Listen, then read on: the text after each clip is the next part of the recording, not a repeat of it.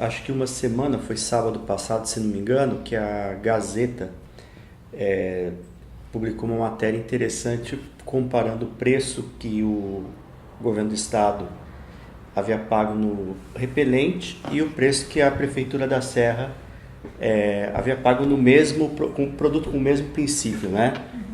E aí se constatou uma diferença de quase 3 vezes. R$ 8,80 na Serra contra quase R$ 25,00 pago pela Secretaria da Saúde. Essa história rendeu durante a semana, a Renata até fez matéria durante a semana mostrando a indignação de alguns deputados, especialmente o deputado Sérgio Magés, que pediu apuração, né, desse sobrepreço, né? Falou, pô, não é possível, uma diferença de 3 vezes o valor, o que está acontecendo e tal, que eu acho que é normal, o papel do deputado é fiscalizar. E isso gerou realmente uma discussão ampla, né?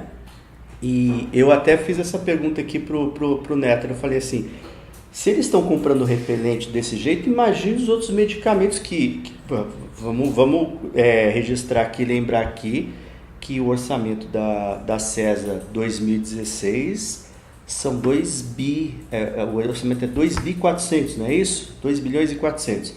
Boa parte desse recurso aí é gasto, por exemplo, com compras, remédio, vacinas, enfim, outros medicamentos, outros gastos ligados aí ao consumo, né, que não é pequeno, né?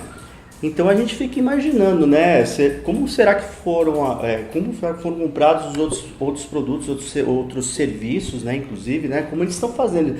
Porque o que gerou espanto, que eu acho que foi por isso que a gente trouxe esse assunto para discussão, é que quando o Paulo justificou o Ricardo de Oliveira na saúde, ele tinha dito o quê?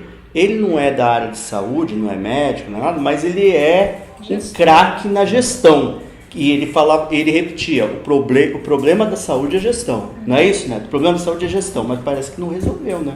Se a gente na semana anterior teve o caso das pedaladas fiscais que chegaram na Assembleia, na questão do Paulo, essa semana foi da presepada fiscal do grande craque da gestão, Ricardo Oliveira. E não dá para entender isso. Então, por isso é importante o governo mostrar, de fato, justificar o porquê de ter pago tão caro por um produto que tem o mesmo princípio ativo do adquirido pela Prefeitura da Serra. Então o Ministério Público de Contas já entrou nisso, a Assembleia não tem mais do que a prerrogativa, ela tem dever de fiscalizar isso, e nesse ponto o deputado Sérgio Magés saiu na frente, muito embora não tenha havido a acolhida da Comissão de Saúde, que a Comissão de Saúde, a liderança do governo, os deputados governistas, por exemplo, que se colocaram questionaram tanto a gestão do ex-secretário Tadeu Marino, agora não adotam o mesmo comportamento, porque, na verdade, o compromisso do Legislativo não é com o governo, mas com a população. Cobraram não cobra, porque agora a cabeça dele está a prêmio na CPI dos empenhos, inclusive o senhor deputado Euclério Sampaio, que é quem está puxando essa CPI, eu acho que nada falou sobre a questão dos repelentes, né? E nada nessa conta aí, você viu, né? É mais de 1 milhão a diferença. Nessa compra, são 75 mil unidades. É um silêncio, e o que é mais assusta é esse silêncio ensurdecedor. Numa questão que o governo, na época que foi anunciado, isso foi logo no início do ano, o governo do estado disse, não, nós somos pioneiros no país em fazer a compra do repelente para as grávidas, em questão da zika, da chikungunya, dessas doenças que são transmitidas pelo Aedes aegypti. Só que agora a gente chega nesse ponto, a que custo é isso? É interessante ver, porque fazer cortesia com o chapéu dos outros é fácil, mas agora tem que explicar, porque pagou tão caro. Agora, Renato, uma contradição, né? Porque você vê, ele chega e fala em corta tudo, esse corte linear que ele tem feito nas secretarias, e 1 milhão pelo ralo, né? A Secretaria de Saúde, ela parece ser um ponto estratégico, né, para essa discussão política mesmo entre o governo atual e o governo anterior, que é a partir dela que se tenta armar uma estratégia política para tentar tirar o ex-governador do jogo político, da cena política do Estado, né? Agora, a Secretaria de Saúde, ela sempre foi um calcanhar de Aquiles para o governo Paulo Artung, neste nos 2 anteriores também. A gente lembra, não sei se todo mundo lembra, o Neto deve lembrar, do caso de Anselmo Tossi ter ficado um dia inteiro na Polícia Federal por conta de falta de medicamento, né? De determinação judicial. E como são coisas geralmente que são emergenciais, né? Que precisa ser feito, tem uma cobrança social muito grande, a fiscalização acaba um pouco frouxa, né? A gente deixa correr. E como assim, grande parte da Assembleia não tem interesse em fiscalizar isso mesmo, não tem, nunca sequer pediu a senha do CFM para ver as movimentações financeiras do Estado, né, de todas as secretarias. Nem sabem se o governo realmente cumpre a cota constitucional de 10% da saúde, 25%. Né? Não, 25% é educação. 12%. 12%. De 12%. Então, fica tudo por isso. Fica tudo por isso mesmo, assim, a gente não sabe o que realmente acontece, né? Como são comprados os leitos nos hospitais particulares, a questão da gestão dos hospitais públicos, né, que estão sendo entregues aí às OS, enfim, seria abrir uma caixa de Pandora se a gente fosse realmente ver o que está acontecendo dentro da Secretaria de Saúde. Né? Mas isso que você falou é importante, porque a gente já viu esse filme antes. Quando você tem um setor emergencial e estratégico, que é o caso da saúde, é o caso da segurança, é o caso da educação, você tem essa situação realmente. Essas áreas ficam praticamente blindadas, né? Então você vai, quem vai questionar? Quem vai ser o maluco do deputado que vai questionar uma compra de medicamentos, por exemplo? É para salvar vidas, tal. Tem que ter essa justificativa. Então eu acho que essa é realmente uma colocação importante. Agora eu queria, só para a gente não deixar de registrar aqui, um outro assunto que realmente não dá para passar essa semana sem registrar, que foi a pancadaria lá em São Mateus, né? Acho que esse é o primeiro episódio assim clássico de violência deste governo, né? Do terceiro. Calma aí, não estou falando dos 2 anteriores, só desse terceiro.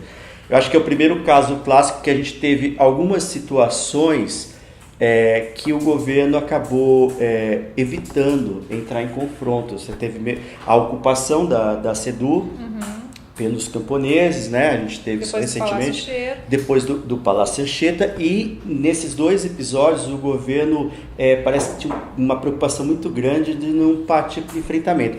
Só que lá em São Mateus do Norte do Estado a coisa foi diferente. Vocês acompanharam? O que vocês acharam disso? Né? Saindo um pouquinho dos holofotes da Grande Vitória, quando você vai para o interior, o pau quebrou. A chinela cantou com força lá. E aí você vê essa questão, e um pleito muito justificável dos moradores da região. Às vezes eu faço essa crítica porque se olha muito a Grande Vitória, se olha a Vitória, mas sobretudo a Grande Vitória se olha com muito zelo. Aí quando você vai para demandas do interior, o povo do interior fica esquecido. Aí eu volto a repetir. Olha que o Paulo foi eleito com os votos do interior. Ele perdeu a eleição aqui. Ele ganhou lá. Agora, é interessante você destacar essa questão de que lá no interior, né, essa coisa do holofote, né, que não... Até que se acontecesse aqui, porque não tem como você não noticiar uma coisa dessas, né? Se fosse aqui na Grande Vitória, com certeza seriam obrigados a noticiar. Agora, essa questão da manifestação, que foi reprimida, né, com violência e tal, essa prática do governo do Estado, ela se estende a outras questões também.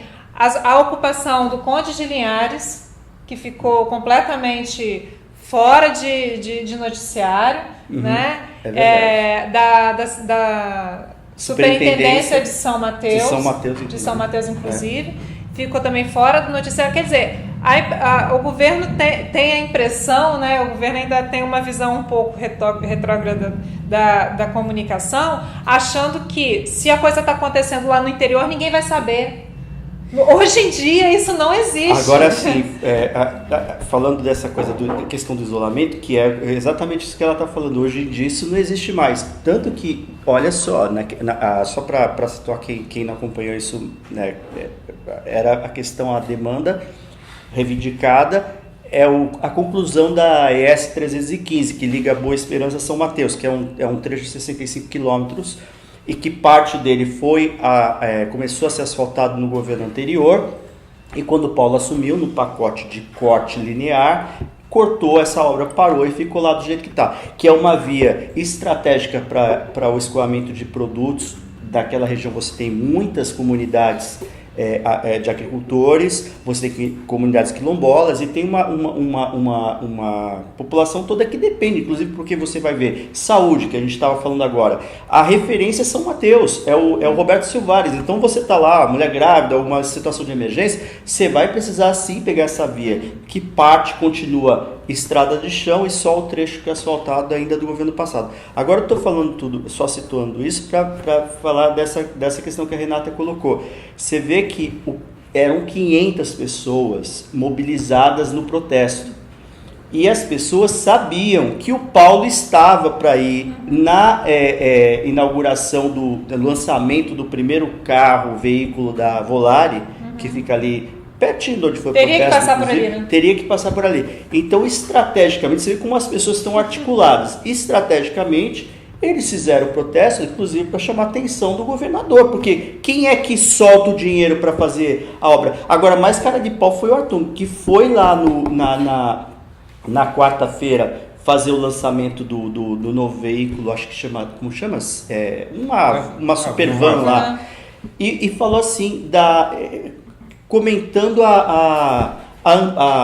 as obras de melhorias da BR-101 e nem tocou no assunto da ES-315, que foi o motivo do protesto. Agora, como que é impressionante essa coisa de como o Paulo, o governador, foge de qualquer possibilidade dele ter um confronto com a sociedade, né? Com os manifestantes, né, do MST, que ele sentou na mesa, ficou 10 minutos, levantou e foi embora, né, nem discutiu. E no dia da ocupação ele não foi, porque em momento de tensão ele não se apresenta para conversar com as pessoas, para dialogar com as pessoas. E como ele tinha que ir a São Mateus, ele achou um jeito de desmobilizar para que ele não tivesse a mínima possibilidade de encontrar um protesto pelo caminho. Como assim?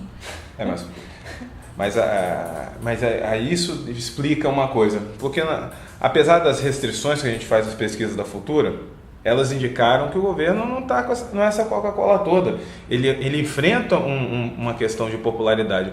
E aí quando ele faz isso, ele só comprova não está contribuindo em nada para melhorar não contribui a em nada dele. E aí até o ex-governador Renato Casagrande colocou: por que os capixabas não aprovam? Por obras paralisadas, pela falta de atenção anterior. Tá aí, tá acontecendo. E é o povo que votou no Arthur. E é o povo que votou no Paulo. Ele deve estar arrependido dessa hora. Muito.